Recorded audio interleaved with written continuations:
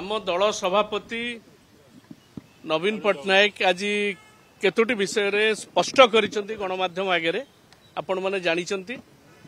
मु कहि रखिया पई चाहूची जे आम बिजू जनता दल गोटे श्रृंखलित दल नवीन बाबू नेतृत्व निर्देश रे आमे समस्ते काम करूछु।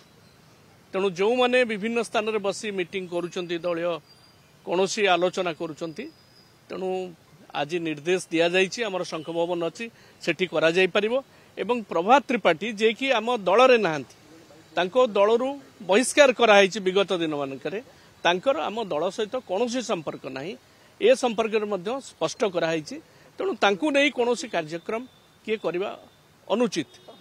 एवं द्वितीय कथा होची स्पष्ट VK पांडियन का कथा VK पांडियन को संपर्क रे आम सभापति आज स्पष्ट करिसंती जे से जेतबेले सरकार रे थिले ओडिशा पई अनेक कार्यक्रम से करिसंती भल काम करिसंती। व्यक्तिगत भाव में कहि रखिया पई चाहूचे हम केन्द्रापड़ार ज्वाई से तेणु से किंतु 10 मास हेलानी दल सहित तांकर कोनोसी संपर्क ही नाही।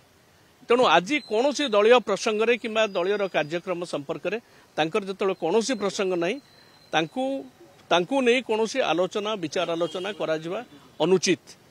एवं कहि रखिया पई चाहूची समस्ते हमर शंख भवन अछि समस्ते मिसिगिरी आम दल सभापति जहाँ कहिबे ताकू आमे कार्यक्रम करिया पई बद्धपरिकर।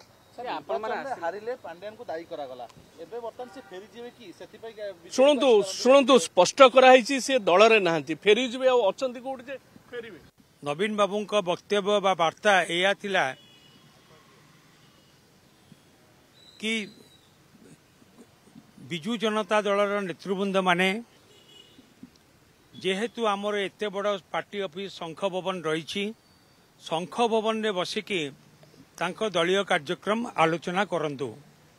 द्वितीय कथा थिला कि प्रभात त्रिपाठी विषय रे से कही कि प्रभात त्रिपाठी बिजू जनता दलरू एक्सपेल होइचंती जहाँ को ऊपर चिटफंड रो एलिगेशन थिला एवं से आम दल रे नाहंती। तृतीय कथा होची श्री VK कार्तिकेन पांड्यान श्री कार्तिकेन पांड्यान जे सरकार रे रही कि अनेक भल काम करिसंती किंतु से 10 मास हैला बिजू जनता दल रे कोनोसी कार्यक्रम रे नाहंती एवं तांकु नै कि कोनोसी चर्चा बा आलोचना न हवा उचित। कार्तिक पांड्यान 10 मास हेलानी दल रे नाहंती एवं दलीय कार्यर कोनोसी दलीय कार्य सहित संपृक्ति तांकर नाही तेणुक तांकु नै कि कोनोसी प्रकार आ चर्चा न हवा उचित। ये थिला हमर प्रिय नेता पूर्वतन मुख्यमंत्री बिजू जनता दल राज्य सभापति श्री नवीन पट्टनायक आज तांकर वार्ता एवं मु भाबुची कि ए वार्ता निश्चित भाव में सारा ओडिशार बिजू जनता दलर प्रत्येक कर्मी पाखरे पहुंचबो एवं बिजू जनता दल को आगामी दिन में आमे आहुरी मजबूत करी गढ़ी तोलिबा पई समस्ते आमे एकाठी मिसिकी काम करिबा। कौनसी प्रकार वरिष्ठ कनिष्ठ भितर कौनसी भाग होइनी कि बीजेडी रो किछि एपट सपट नाही।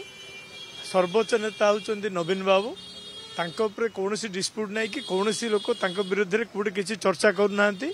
समस्ते गोटे कथा कहउचंती जे नवीन बाबू को समस्ते तांकर नेतृत्व को मानुचंती एवं तांकर नेतृत्व प्रति जदि किछि आंच आसला से वरिष्ठ कनिष्ठ समस्ते एकजुट एवं समस्ते नवीन बाबू को पछरे अछंती।